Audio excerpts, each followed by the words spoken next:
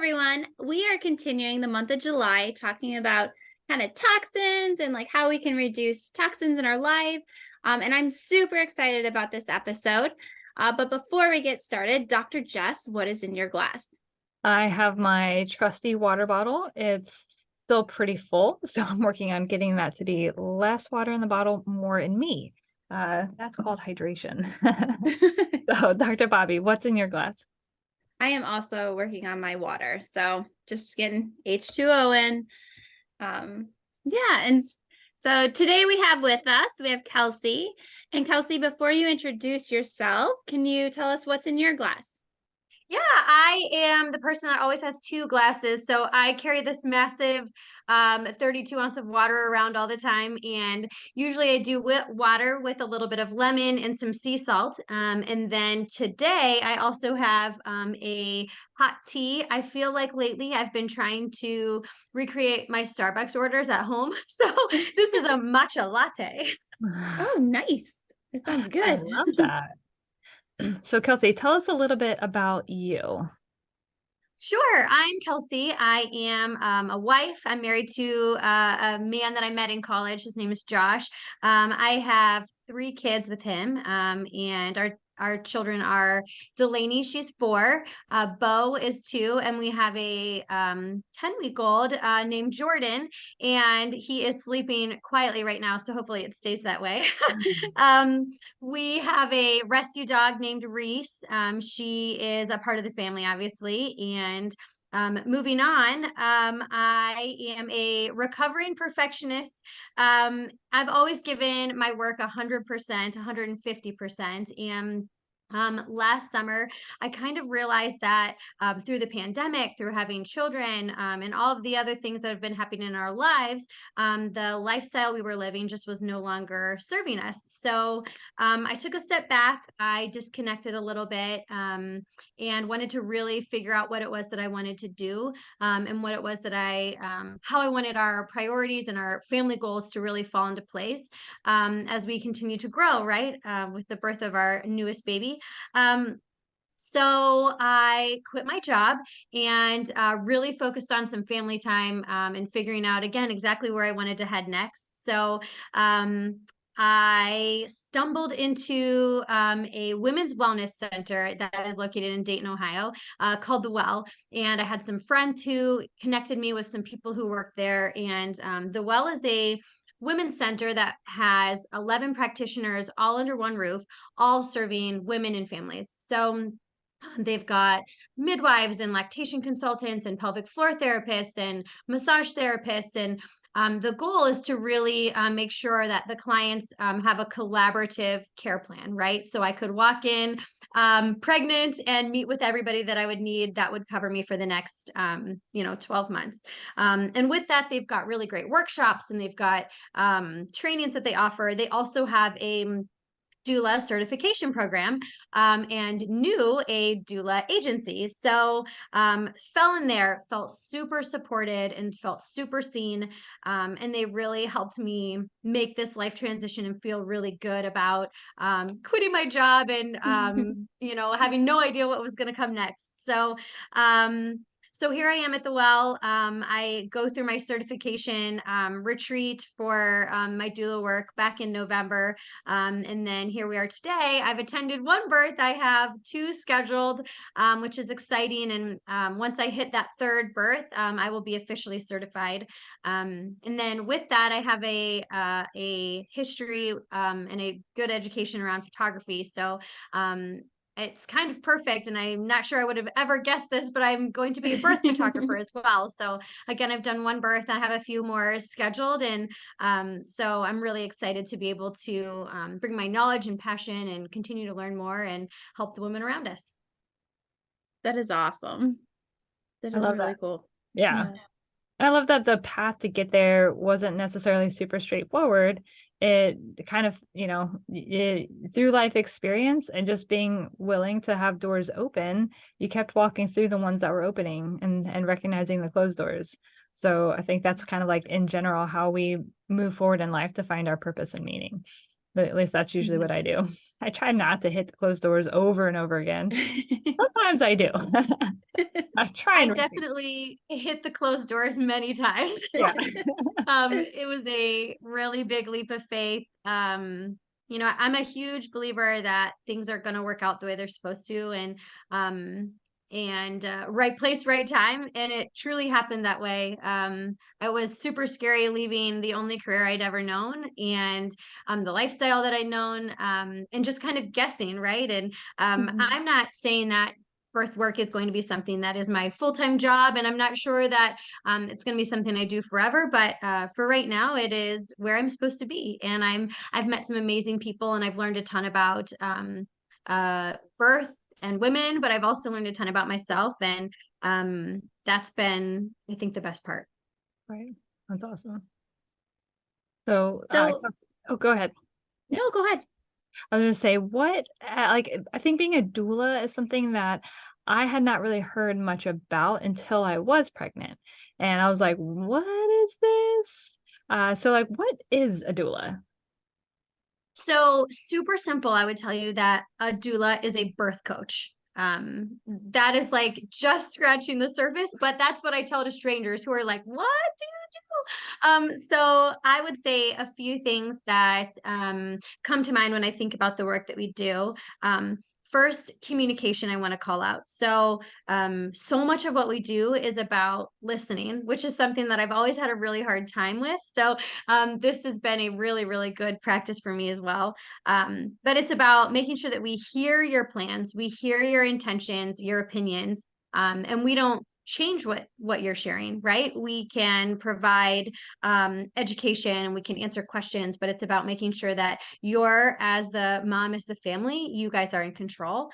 And then with communication, with like the listening, it's also about making sure that our clients understand and can verbalize exactly what they are wanting from their experience to the people that matter, right? So to the hospital, if it's at a hospital, to the doctor or the midwife, the mom to the dad, right? It's about making sure that we understand all of our options and that we can communicate in the best way, so that way the outcome is what we want it to be.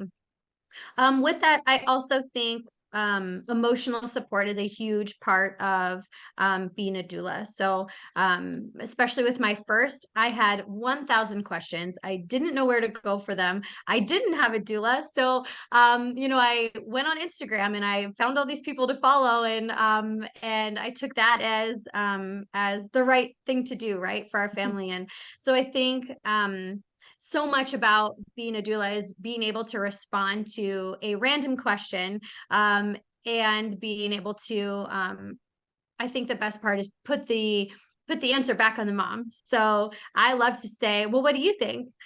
Because so often the mom or the dad, they actually know the right answer, but we just second guess and we doubt ourselves so often. And that's sharing from experience. That's what happened to me as well.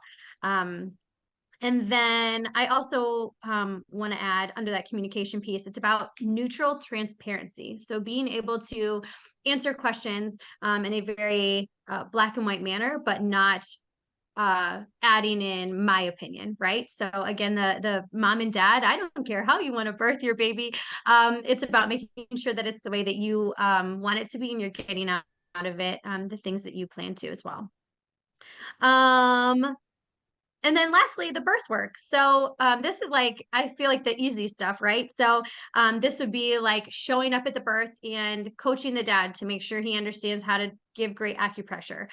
This would be making sure we pause when things are happening very quickly.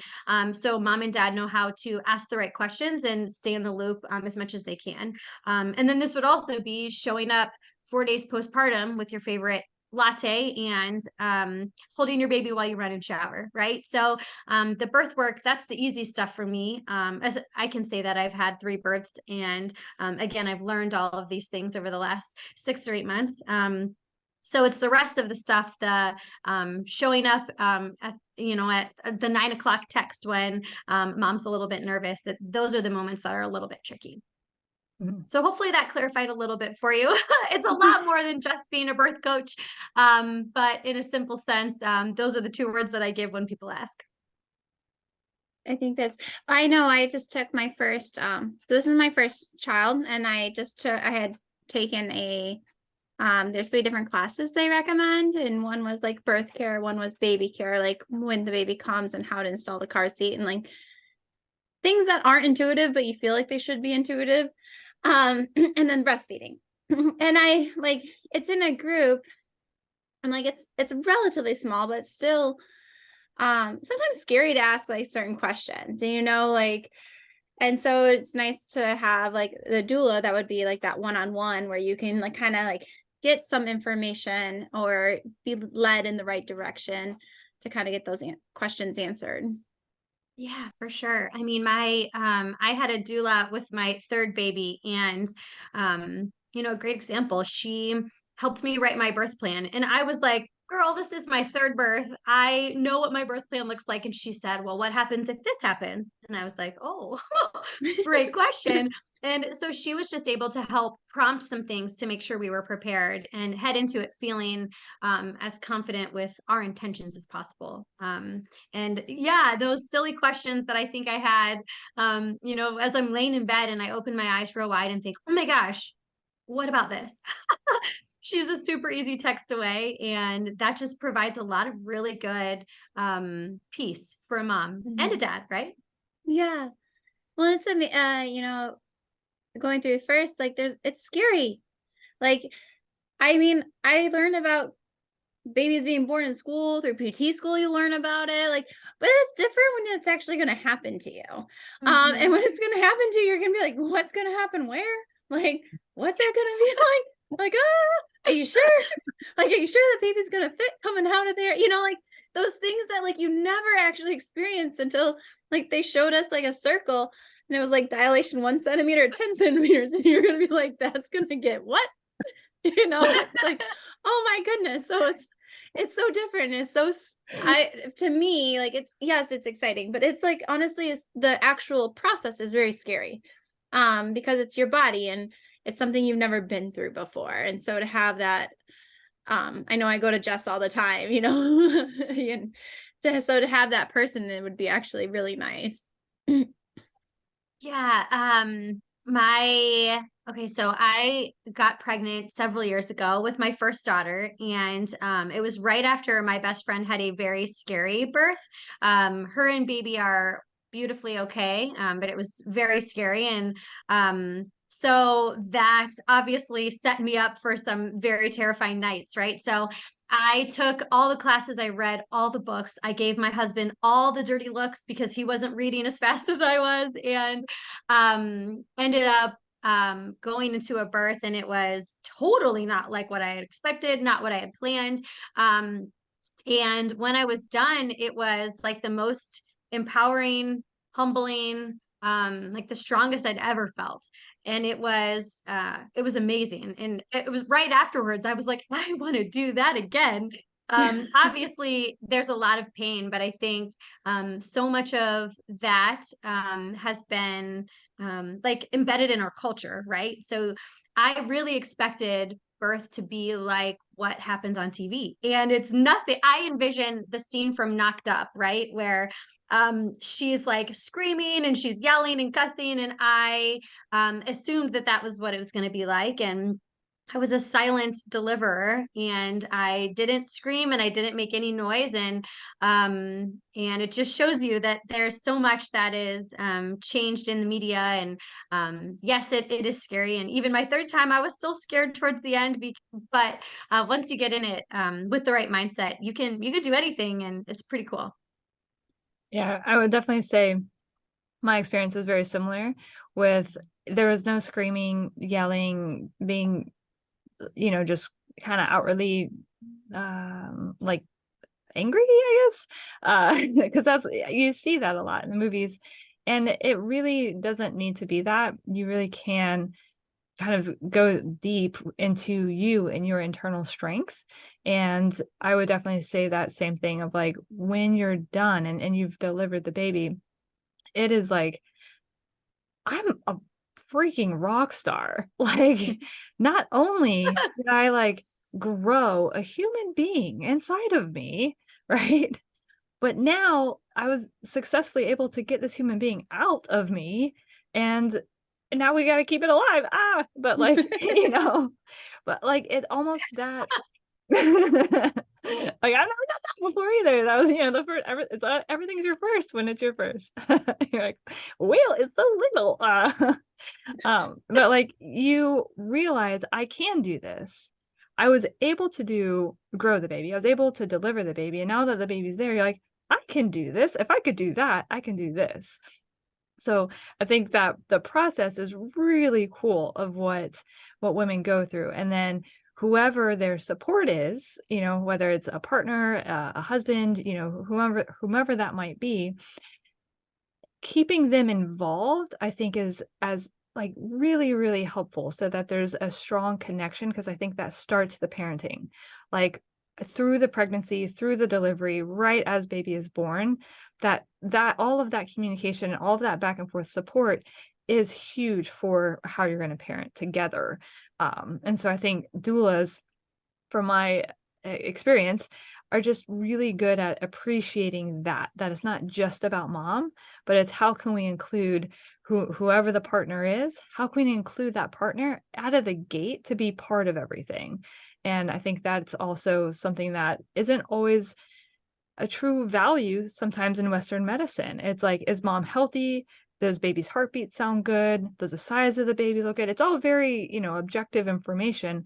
But I think the doula kind of takes it to another level when we're looking at more of like that long-term plan. And you might say something different, but that's kind of how I felt with Western medicine, MD versus doula, and how, what's the support look like in different ways. I would definitely agree.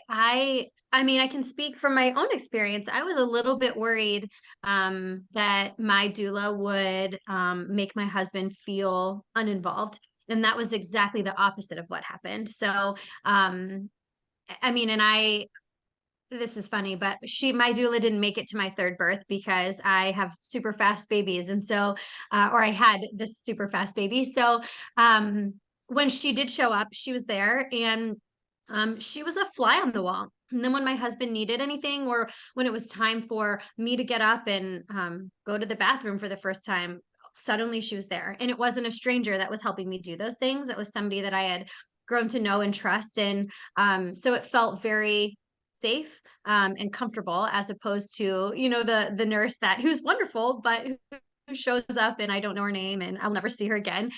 So there is something about that doula stepping in, but also like being a fly on the wall. And that's part of it too, as a doula, is knowing that balance and being comfortable taking the back seat, because the show isn't about us. Right. At what point do you so someone that's pregnant, at what point during the pregnancy, like, do they decide if they would like to have a doula or not? Is there a certain time period where if you are interested, you should be looking? Well, I would say there's two answers for that. So some people decide that they would like a doula at the last minute, right? And they get somebody then to just quickly go in and be present with them and advocate for them if necessary, and help them understand what's happening when sometimes things are moving so quickly, right? So that's a really great option. Another really great option is having a doula hold your hand through the pregnancy. So I met with my doula, I think I was around 20 weeks the first time. And so she was then able to help me make sure I was getting the right nutrition, any complications I was having. I had a lot of back pain. And so she was able to kind of help me with some of those things. And then again, we were able to write my birth plan together at the next get together. And all of those things just made us a little bit more comfortable. My husband was able to interact with her throughout that time period too. So he went in feeling super comfortable, not like, oh, there's a stranger in our really sacred space. So I think it depends on what you're looking for, right? If you want somebody, if you're feeling uncertain about the process now, it's great to start looking now. If you're feeling good and just want an extra set of hands and eyes and ears, then a little bit later is fine too. Yeah, I like that there's not necessarily a right or wrong answer.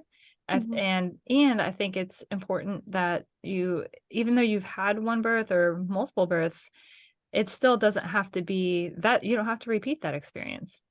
Because I've heard that as well of like, well, like maybe the experience wasn't what they wanted the first time, and yeah, well, it's fine though. I mean, it's okay. And you're like, well, but is it like do we need to accept that we're not necessarily supported, or should we say like maybe this could be better? Maybe the experience could be more about putting me as the mom in control and having a stronger say instead of maybe not having a stronger say. And so I think that's how that doula, like you say, is can come in and support somebody, especially when it's scary and it is painful, and it's hard sometimes to advocate for yourself when you're in pain. It's hard to like have that strong stance of like, I'm okay. Like, it's normal to be in pain. Like, that's actually okay in this scenario. And so I think sometimes people just want to maybe say, okay, we'll just, we'll give you a bunch of meds, or we'll do this, or we'll do that. We'll get rid of that pain. No big deal. But if that wasn't your intention and your hope going into it, then they're not really listening to what your goals were as the mom. And I think that's something that where doulas are really good about gently saying, I hear you. However, and I like that gentleness, but firmness at the same time. I think that's like what makes a really good doula.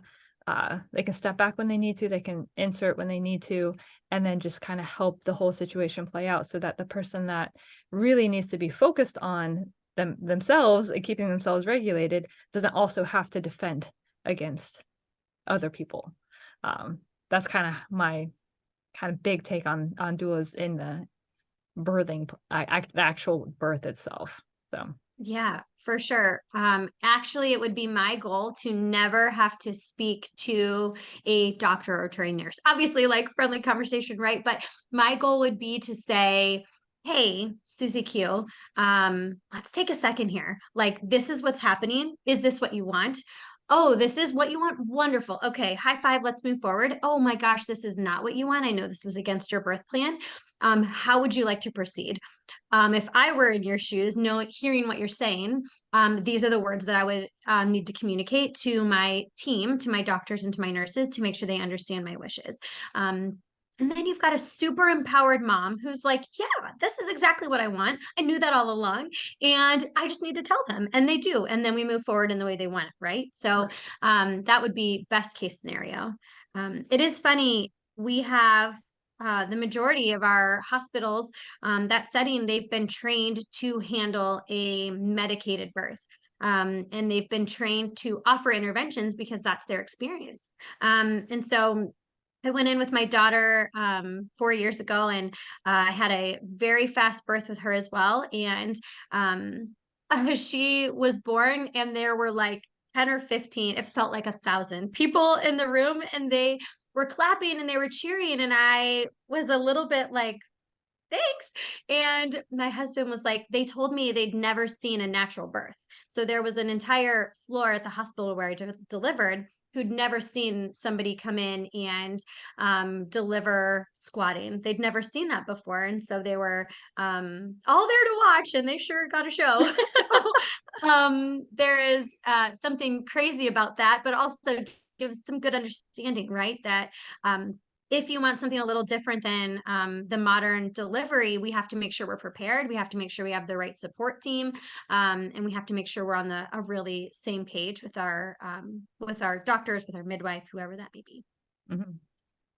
And so my understanding is kind of like when it comes to the birthing process, natural is, unless there's a medical complication, like they're not going to schedule really a C-section for you unless there's like some medically reason why they need to do the C-section before or in the beginning. So most kind of go in looking at like a natural birth versus like an epidural. I also know there's like, you can have pain medicine. So if you don't want epidural, you can have pain medicine up to a certain point. from my understanding, those are kind of like the main options. And then obviously C-section, if there's any complications with a natural birth or anything like that. Is that correct? Like from like your knowledge and experience as well? Yeah, I would also say one thing that I didn't even realize this was an option when I was delivering until now. You can also decide you want to have your baby at home. You could also go to a birth center if you wanted to have your baby at home. It's a totally different experience.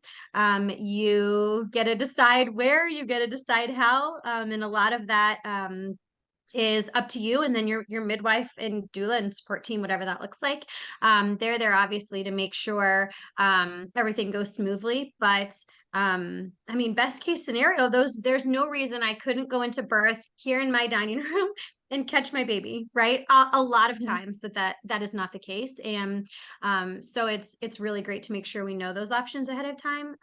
But in the best case scenario, that would be an option.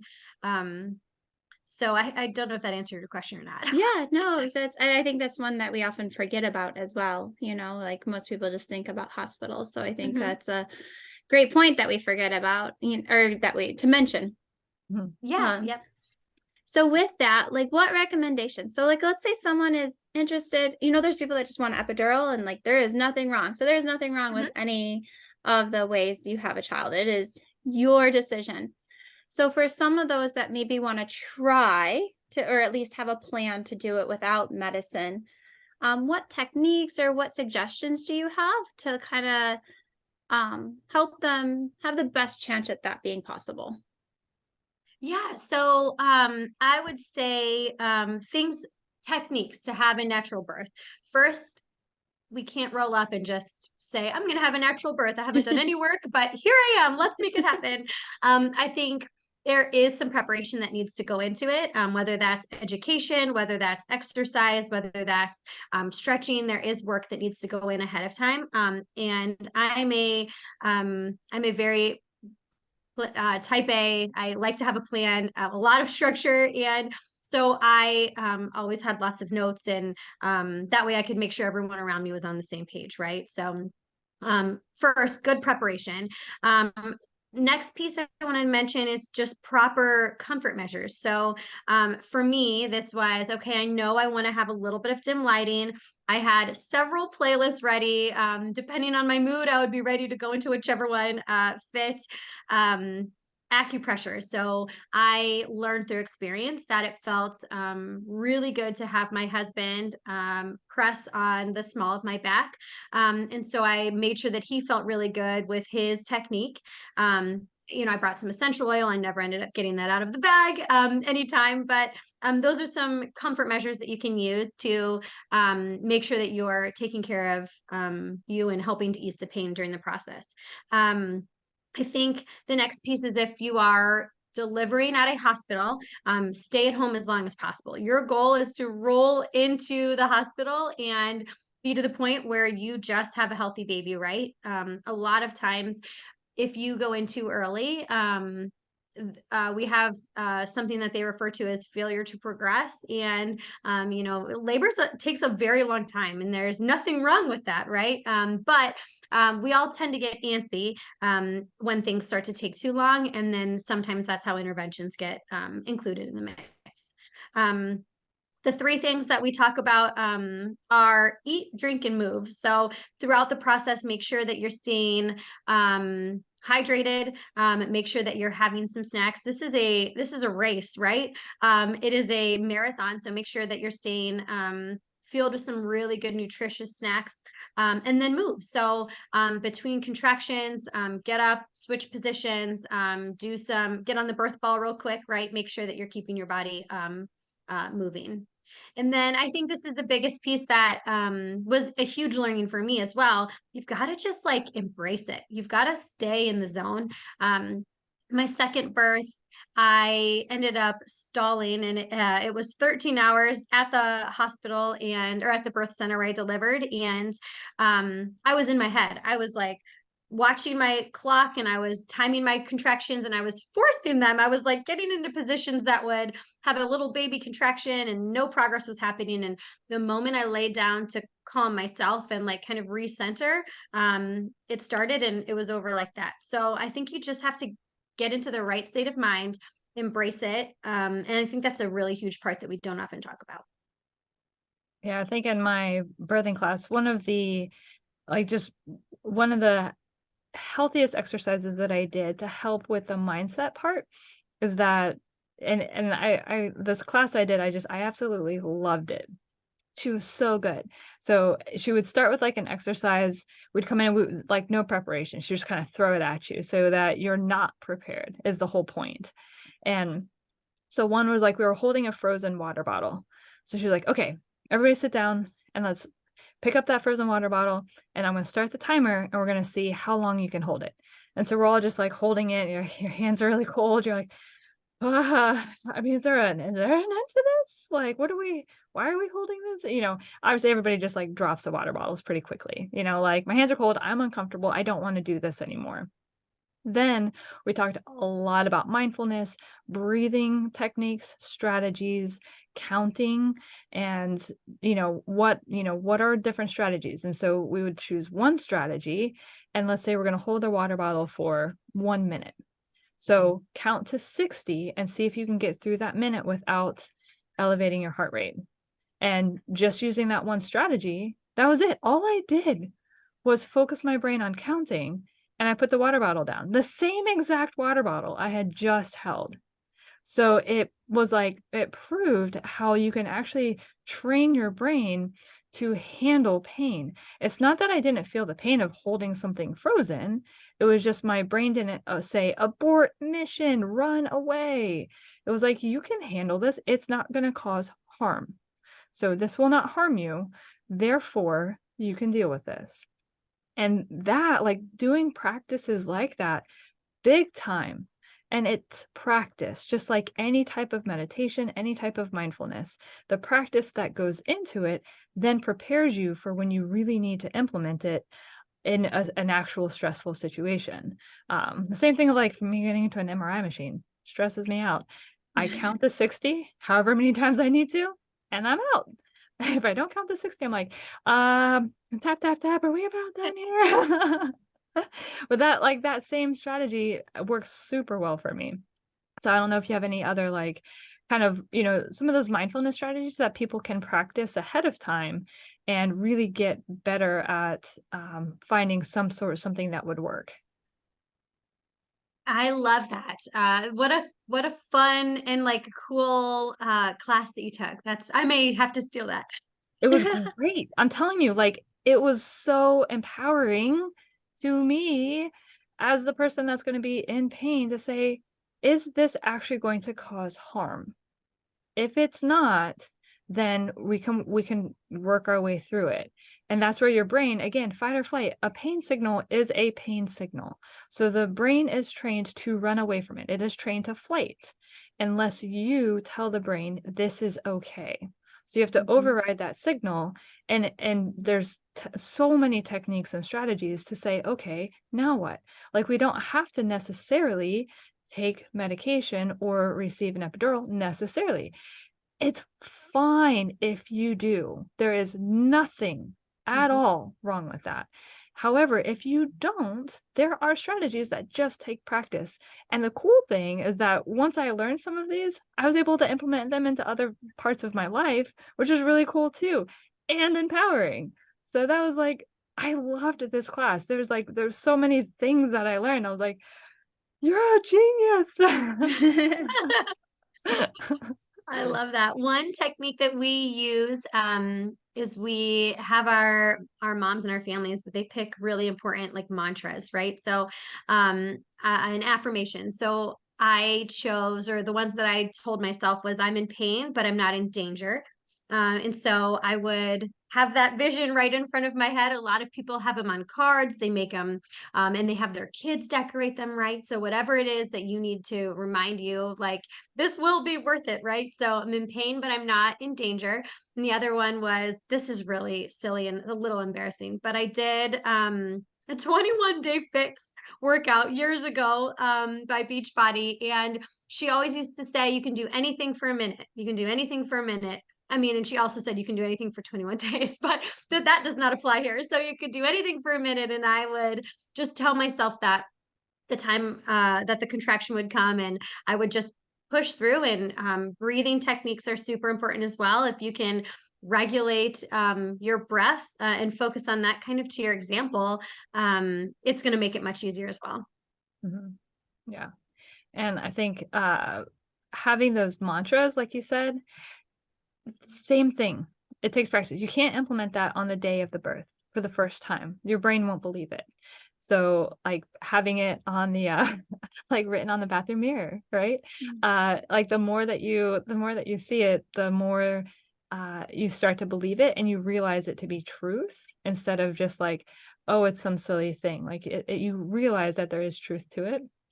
It was funny. So I had some family members of mine, their birth story is, it wasn't her plan, they accommodated and that happens, right? And you just, you kind of, you pivot, as Dr. Bobby would say, kind of pivot. All right, now what we're going to do next.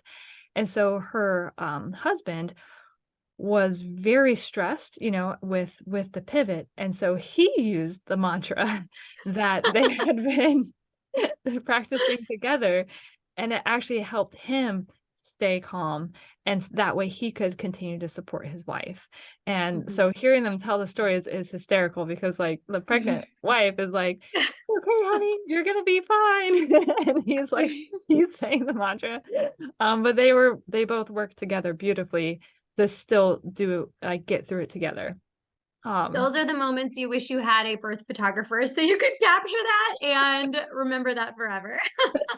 Yeah. But that, I mean, we did the same thing, just having that mantra and practicing the 60 seconds was something that for me, both of those were very empowering, and having my husband be part of that. And that way he was always a part of whatever it was I was learning, he was learning alongside me. So that way, when it came time for the birth to happen, we were in sync the whole time. I wasn't like, no, we practiced this once, remember? Now he like, with the pressure points and everything, he was right on it. Like I didn't have to explain things to him because we were practicing along the way. And I think that's also how you grow together, to make sure that you're learning how to support each other. And he needed support too, though, right? So it's not just about me getting support. What is going to help him stay calm? It's hard to see somebody in pain. That's difficult. How do you keep yourself calm when somebody you love is physically hurting? So kind of the education helped to support him as well. And so I think that was something that we don't always think about, but in our classes, the instructor, she was teaching to the dads and partners of like, you're about to go through something difficult, just so you know. And they're like, I mean, no, I'm strong. We're good at this is gonna be tough on you. And here's some strategies. So I think that's it's something important. It is super important. And I also think it's really great to make sure that we're having those conversations ahead of time, because I've seen dads and moms roll in. Dad has no idea what he should be doing. So he sits awkwardly, or he touches in an awkward way. And there are moments where we just have to be very clear as moms, right? So where the mom may need to say, you're not doing that right. I need you to do this differently, or back up, whatever that may look like. And if the mom and dad haven't had those conversations yet, that gets really tough. So I think that's a really, really great point. Yeah, and you want dad to feel empowered, like he can successfully and in a helpful, constructive way be part of it. And so encouraging whoever that is to learn along the way, well, then it's like they'll jump into action. That's their first time sometimes doing this as well. Just like it might be your first time pushing the baby out. This is their first time supporting you pushing a baby out. So everybody's doing it for the first time. Nobody really knows. So having some grace with each other I think is helpful and leads to a more successful experience if you're looking for a natural delivery without um, significant medical intervention, meaning medications. So yeah, all sorts of fun stuff. So as far as like our our last big question, if somebody was to want to look for a doula in their area, do you have any like just are there websites that they can look for? Are there like just like general recommendations of how to find support? Yeah, I would say first, the internet is wonderful. You should be able to type in doula Cincinnati, for example, and find exactly what you're looking for. Lots of options. There are so many different styles and personalities of doulas as well. So it is super important to make sure you know what you need as a family, so you can get that out of the doula that you talk with, right? So you may end up talking to 3 or 4 until you find the right one.